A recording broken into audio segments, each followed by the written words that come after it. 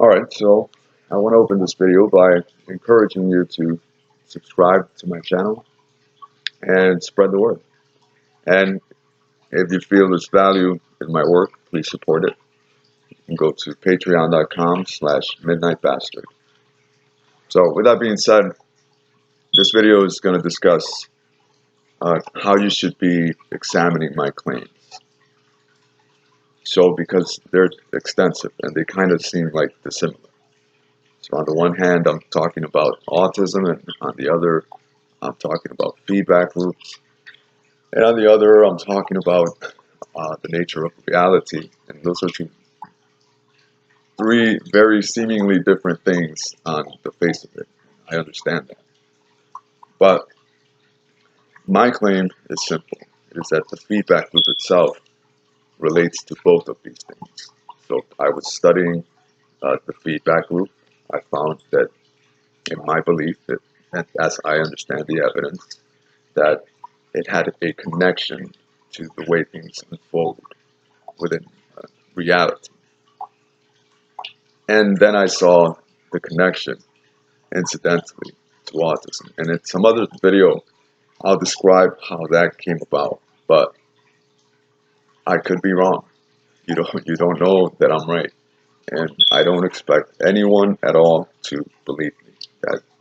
That's not the way to approach new ideas. So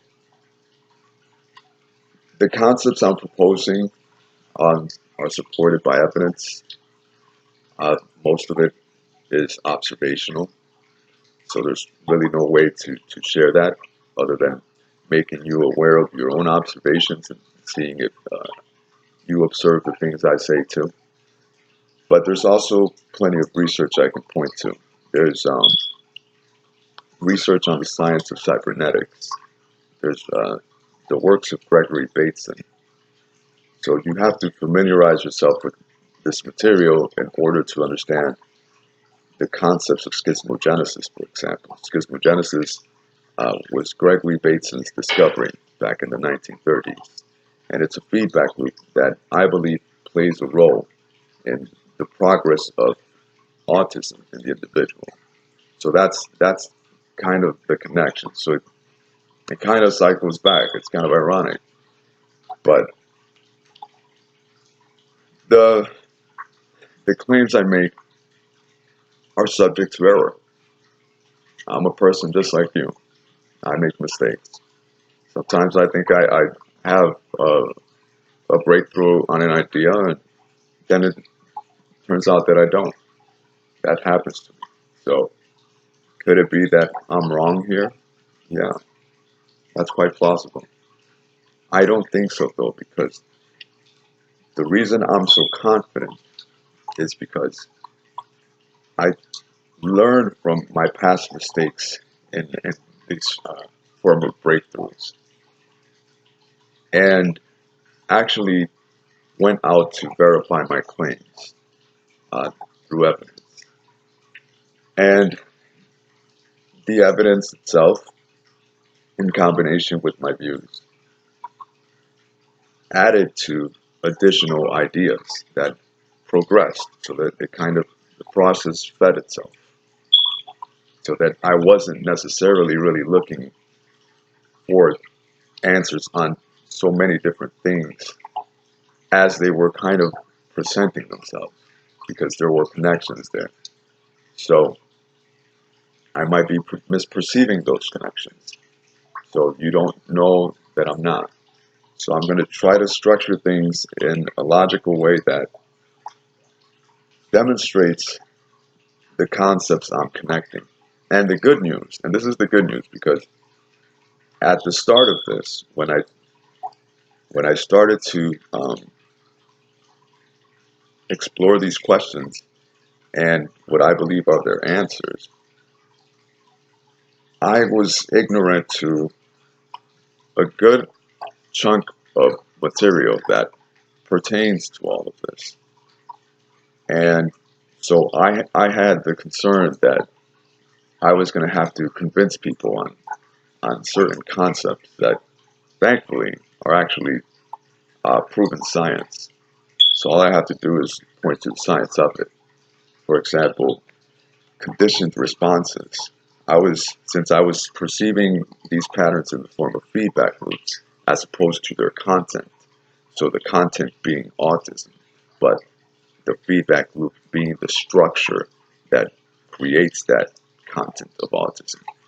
So in working just with the feedback loop by itself, I was creating different terms, and one of them was mnemonic reflex, so memory reflex, which turned out to be conditioned response. And I wasn't ignorant to conditioned response, because that's like old school. But I didn't make the connection. I didn't make the connection immediately. And when I did, I got excited because I'm like, okay, wait a second. So that's something there. So with the conditioned responses, in my theory of the feedback loop's role in promoting autism, is that it creates a reflex, so that a person that might seem not able to speak in front of others,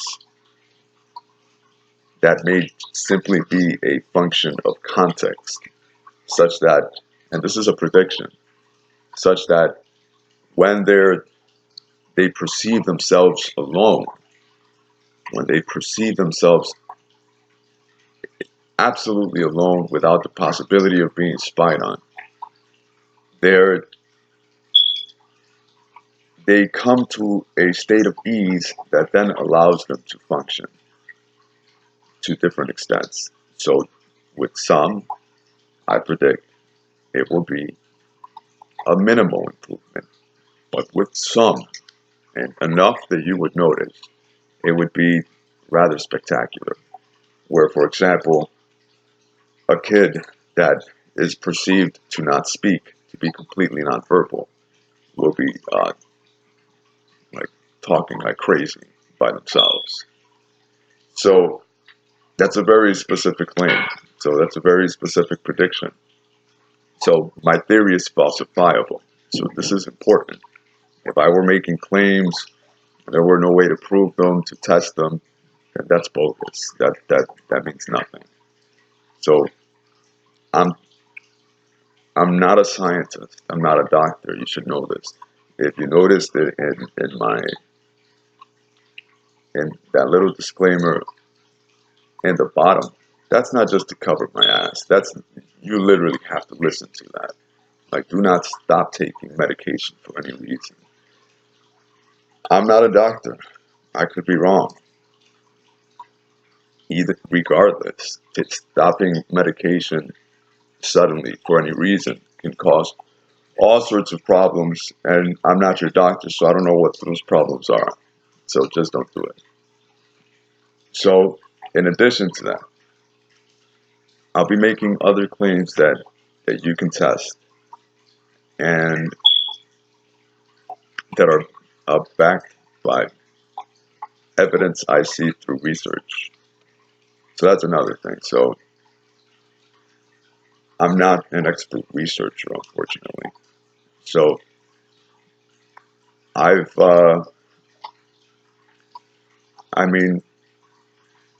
perceive I hold this answer, and I'm sharing it as best I can. To the extent that my presentation sucks, which it's going to be lacking in some respects. That's a reflection on my ability to perform that task, but it shouldn't be a reflection on the ideas itself. So I ask that you separate those two. And see, my goal is to convince enough people that experts can then come in and tackle these ideas and see their worth if they have some. I think they do. I think they do, and I think it would help a lot of people. But, like I said, you have to verify my claims. You can start by reading Gregory Bateson. Read up on Schismogenesis. read up. If you want to stay on the autism part, just focus on Gregory Bateson. If you want to focus on the feedback loop in general and how it is I perceive it, read Gregory Bateson. I'm recommending this book, but it just came out, so I haven't read it, but it's probably good. It's a new one by Mikio Kaku. He's a physicist.